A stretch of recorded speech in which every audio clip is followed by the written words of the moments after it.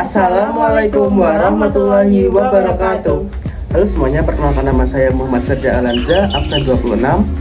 Saya Meyer Saulani Indriani, absen 24. Kami dari kelas 11 MIPA 2 SMA Negeri 1 Sedayu. Di sini kami ingin membahas mengenai pengaruh hormon terhadap menstruasi. Oke, kita langsung aja masuk di pertanyaan pertama.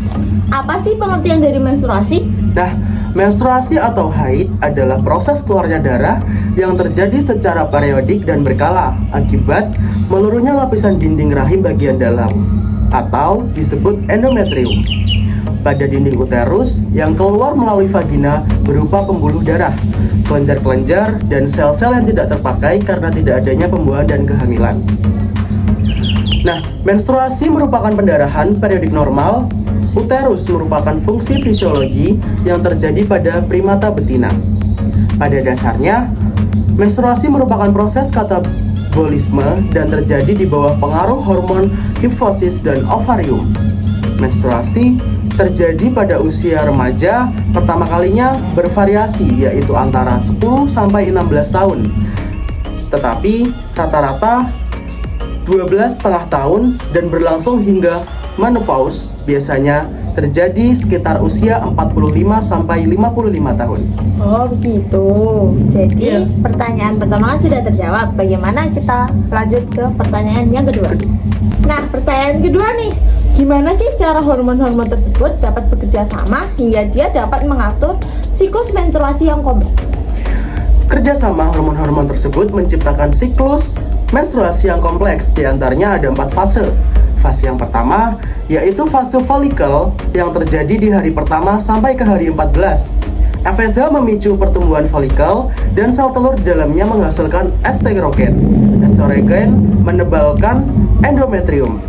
Nah, di fase yang kedua ada ovulasi yang terjadi di hari 14. LH mencapai puncaknya memicu ovulasi dan pelepasan sel telur. Yang ketiga, ada fase luteal yang terjadi di hari 15 sampai hari 28. Folikel yang pecah setelah ovulasi berubah menjadi korpus luteum, menghasilkan progesteron. Progesteron menjaga penebalan endometrium untuk implantasi embrio. Di fase yang keempat adalah terjadinya menstruasi yang terjadi di hari ke-28 sampai hari ke-35. Jika tidak terjadi pembuahan, korpus luteum menyusut, menurunkan kadar progesteron dan estrogen, endometrium peluruh dan keluar sebagai menstruasi. Nah, pertanyaan yang pertama dan kedua kan sudah dijawab nih sama Kakak Firda. Gimana kalau kita lanjut ke pertanyaan yang ketiga? Oke, kita langsung aja masuk di pertanyaan yang ketiga. Nah, pertanyaan ketiga itu apa saja hormon yang mempengaruhi siklus menstruasi? Siklus menstruasi dipengaruhi oleh beberapa hormon utama, yaitu FSH atau Follicle Stimulating Hormone, diproduksi oleh kelenjar pituitari di otak. FSH memicu pertumbuhan folikel di ovarium yang mengandung sel telur. Yang kedua ada LH atau Luteinizing Hormone.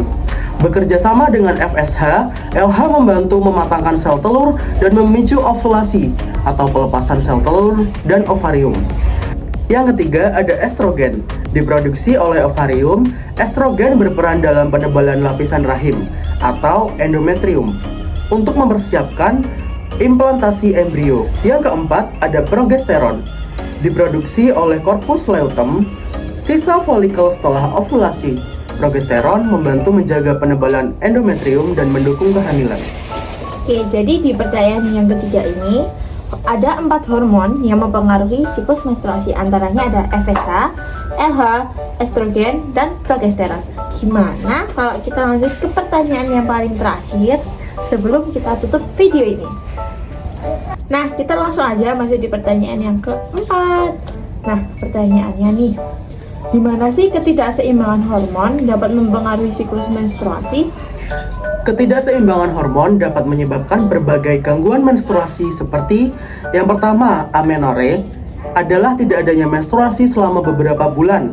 Yang kedua, ada oligomenore adalah menstruasi yang jarang, kurang dari 8 kali setahun.